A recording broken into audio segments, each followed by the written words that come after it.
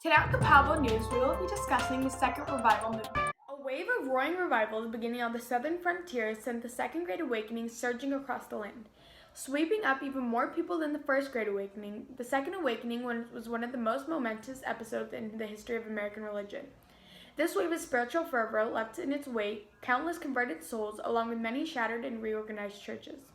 It also encouraged reforms including prison reform, the temperance cause, the women's movement, and the crusades to abolish slavery.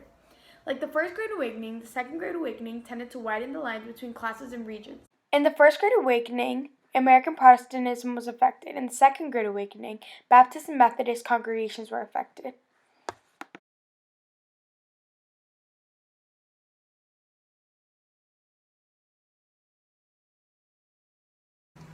A key feature of the Second Great Awakening was the feminization of religion, both in terms of church membership and theology. Middle-class women were the first and most passionate enthusiasts of religious revivalism. They made up the majority of new church members. Perhaps women's greater confusion than men about the changes wrought by the expanding market economy made them much eager converts to piety.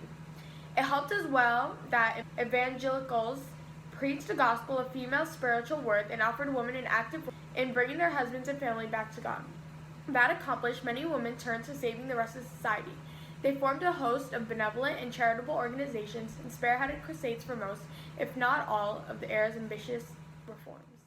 Here we have an image that explains the woman's role in the Second Great Awakening. In the Second Great Awakening, there was three main men who had strong beliefs. Charles Finney was the greatest of the revival preachers. Trained as a lawyer, Finney abandoned the bar to become an evangelist after a conversion experience as a young man. Finney held huge crowds with the power of his message. He led massive revivals in New York in 1830 and 1831. Finney preached a version of the old-time religion, but he was also an innovator. Holding out the promise of a perfect Christian kingdom on earth, Finney denounced both alcohol and slavery. He eventually served as president of Oberlin College in Ohio, which helped to make a hotbed of revivalist activity and abolitionism. Peter Cartwright was the best known of the Methodist circuit riders, or traveling frontier preachers. He was a servant of the Lord and reigned for half a century from Tennessee to Illinois, calling upon sinners to repent. He converted thousands of souls to the Lord. He scorned religious formalism and believed that daily Bible readings and regular prayer were the key to the spiritual life. He preached a simple message of free salvation and rigorous moral conduct. He also claimed that Methodist ministers could set the world on fire while other clergy will stir in degrees in negotiating their salaries. Timothy Dwight believed that the party of John Adams provided the one bulwark against the inevitable results of the infidels, results seen in the atheism, violence, and chaos of the French Revolution. Dwight promoted closer contacts between faculty and students and encouraged students to take responsibility for their own education by introducing course electives. Many wonder what New York became known as during the Second Great Awakening and why. During the Second Great Awakening, Western New York became known as the burned-over district. Revivals furthered the fragmentation of religious faith. Western New York, where many descendants of New England Puritans had settled, were so blistered by sermonizers preaching hellfire and damnation that it came to be known as the burn-over district.